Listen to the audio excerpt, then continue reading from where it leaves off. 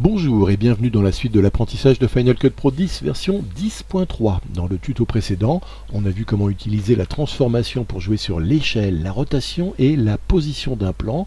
Dans ce tuto, on va voir comment recadrer ou distordre un plan. Alors j'ai placé la photo de ce marché au Cameroun au-dessus d'un fond tiré des générateurs de Final Cut Pro 10, donc une image de bambou qui me sert d'arrière-plan. En bas à gauche du visualiseur, je vais passer ici, pas sur transformer comme on a fait la fois précédente, mais sur recadrer. Alors j'avais 6 points bleus là autour de l'image, maintenant j'ai des coins comme ça et des petits traits bleus pour me signifier que c'est pas le même outil, que là on est dans un outil de recadrage. J'ai 3 options de recadrage qu'on me propose ici, soit le trim, soit recadrer, soit Ken Burns. On commence par l'outil trim. Alors l'outil trim, ça va vraiment rogner, c'est un outil, le trim c'est le rognage, on va rogner dans l'image. Par exemple, je souhaite recentrer toute cette image sur la personne à vélo au milieu ici. Donc je vais rogner en prenant un coin ici et regardez, tirer dessus comme ça pour venir rogner comme ça. Je peux aussi tirer sur un des bords comme ça pour rogner ce bord là, ou en bas ici, ou alors je peux me servir des coins parce que voilà. Une fois que j'ai créé mon cadre rogné ici, je peux le bouger, le cadre, je l'ai gardé, j'ai sa dimension, mais je peux le changer dans l'image, je peux le réajuster comme je veux précisément, par exemple comme ça ici. Je vais venir rogner de la même façon sur l'image de ce jeune garçon, donc je suis en mode trimming là également, et j'ai envie d'enlever, vous voyez, le bout de veste bleu qui traîne ici à droite, et puis un petit peu du ciel également. Plutôt que de passer par le visualiseur, je vais passer par ici l'inspecteur. Alors, vous voyez, je peux rogner à gauche comme ça, en tirant à gauche. Je peux rogner à droite comme ça. Boum, boum, boum, boum, boum. Je peux rogner en haut comme ça. Et là, je trouve que ça me suffit. Et là, regardez, je peux également changer mon cadre d'image rogné en cliquant n'importe où dans l'image et en tirant mon cadre rogné comme je le veux comme ça. Maintenant, on va réinitialiser l'image du jeune berger comme elle était au départ. Je vais enlever le rognage que je viens de faire en cliquant sur la flèche de réinitialisation ici, en haut à droite de la fenêtre recadrer. On va passer au second mode, le mode qui s'appelle le mode recadrer dans la fonction recadrer en général. C'est un peu bizarre, mais on est passé donc de trim ici à recadrer. Où on aurait pu passer ici, regardez, de élaguer, le trim c'est de l'élagage, à la fonction recadrer ici. Alors cette fois, Final Cut Pro 10 affiche en clair la partie recadrée de l'image, c'est ce qu'on voit ici, et en semi-transparent tout le reste de notre image. Mais on reste, vous le voyez, si je recadre ici, je peux recadrer complètement mon image, et si je tire sur les coins, regardez ici, je garde le ratio de l'image. Je ne peux pas faire comme tout à l'heure où j'enlevais un bout de l'image en changeant le ratio. Là, je reste toujours en ratio, qui est le ratio en fait 16/9 de mon projet, c'est-à-dire le ratio de cette fenêtre-là. Pourquoi ? Parce qu'une fois qu'on a fini notre recadrage, imaginons que par exemple je veuille ça, avec un petit peu du personnage au-dessus, un petit peu de la montagne, et puis un petit peu quand même de ses bras et de sa veste ici comme ça, ou je peux encore faire un recadrage comme ça. Si je suis content de ce cadre-là, une fois que j'ai fini, je fais terminer. Et la grosse différence, c'est que cette fois-ci, je ne vois plus mon bambou en dessous, puisque ce nouveau cadrage remplit totalement mon image. Et je peux utiliser cette fonction de recadrage pour animer un mouvement dans la photo. Si je reviens en arrière, c'est-à-dire que je vais repasser dans mon mode ici recadrage, en passant ici sur recadrer.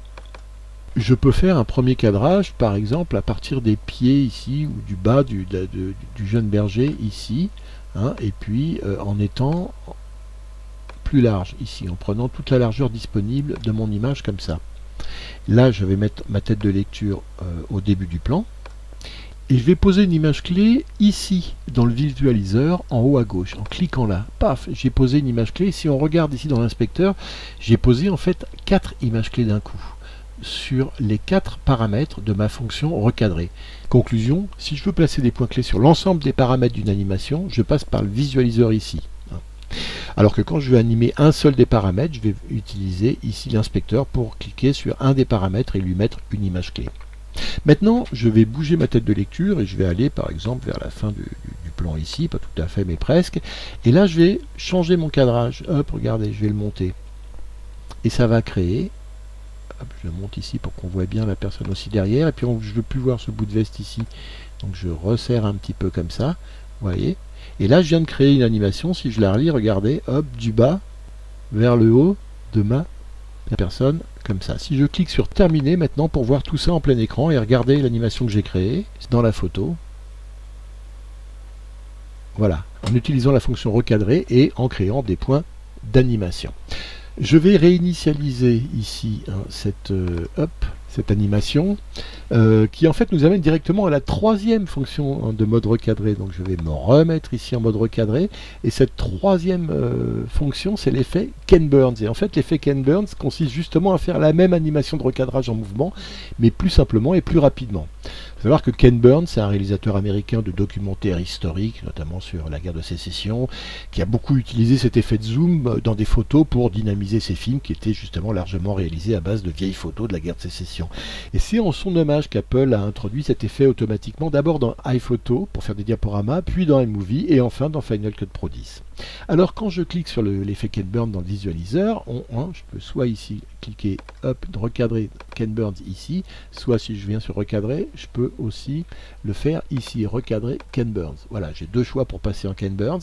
Et là, vous voyez que cette fois, il y a deux rectangles de recadrage qui sont proposés automatiquement en fonction de la photo. Un rectangle vert qui correspond à l'image de départ et un rectangle rouge qui correspond à l'image d'arrivée. Et donc j'ai une flèche qui me résume le mouvement vers le bas que va produire cet effet dans l'image. Si j'applique le même effet, regardez, à l'image suivante, passer ici sur mon plan suivant. C'est une photo de mon ami réalisateur Alain avec qui j'étais à Yaoundé pour tourner le film Cameroun, et c'est un soir d'orage. Et Final Cut Pro 10 me propose, si j'applique l'effet Ken Burns, cette fois-ci autre chose. Il a analysé l'image et il s'est dit tiens, je vais plutôt resserrer sur ce personnage qui est au centre de l'image, donc il me propose de faire un zoom ici avec un début large et puis une fin un peu plus serrée sur Alain et son appareil ici. Notez bien que Final Cut Pro 10 propose, mais qu'heureusement c'est moi à la fin qui dispose. Si je sélectionne mon plan du berger ici et je reviens sur l'effet Ken Burns qui me propose, j'ai pas envie d'avoir ce mouvement vers le bas, moi je voulais plutôt avoir ce que j'ai fait tout à l'heure en l'animant manuellement, c'est-à-dire un mouvement vers le haut. Alors pour cela, je vais cliquer sur le bouton d'inversion qui est en haut à gauche du visualiseur. Hop, regardez, les rectangles ont changé de couleur et la flèche est cette fois vers le haut. Regarde, je rechange, paf, c'est juste inverser le mouvement comme ça. Je peux aussi changer la taille et la position de chaque rectangle pour personnaliser mon effet Ken Burns. Par exemple, au début, je voudrais que ce soit plutôt large, comme ça, et un peu plus en bas. Et qu'à la fin, par contre, je clique sur le petit rectangle rouge ici, si j'ai du mal à sélectionner mon rectangle de fin. Et sur la fin, je préférerais que ce soit un peu plus serré sur lui, comme ça, et peut-être comme ça. Voilà. Idem dans l'autre image après, sur Alain, si je le sélectionne. Au début, le rectangle vert ici, je voudrais que ce soit un peu plus bas, qu'on voit pas trop le ciel encore un peu, et qu'à la fin, je clique sur le rectangle ici pour être sur le rectangle rouge, cette fois-ci, ce soit vraiment l'appareil photo qui soit au centre, même pas, et qu'on ait de l'air un petit peu devant les yeux d'Alain, comme ça.